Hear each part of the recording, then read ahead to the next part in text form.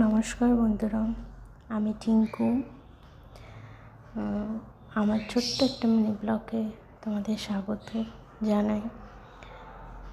আমরা 3 বান্ধবী মিলে একটু আমাদের বেলুড় মঠে গিয়েছিলাম আমাদের বাচ্চাদের নিয়ে।